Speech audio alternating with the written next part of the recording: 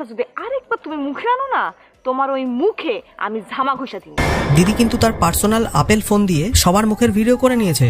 এবার এক এক করে প্রতিশোধ তুলবে, এক এক কথার জবাব দেবে। শুধু তৈরি থাকবা না তোরা।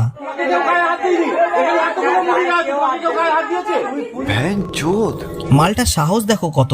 একটা ছেলে যদি আজকে এই সেম কাজটা করতো, এই সেম কাজ ঘটাতো, লোকে এতক্ষণে ছেলেটাকে পাটকাঠির মতো মটমট করে ভেঙে দিত।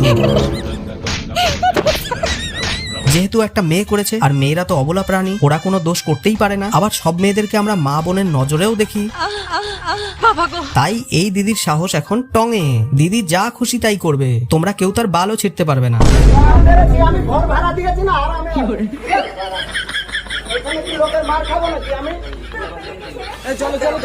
पुष्पराज मैं झुकेगा नहीं।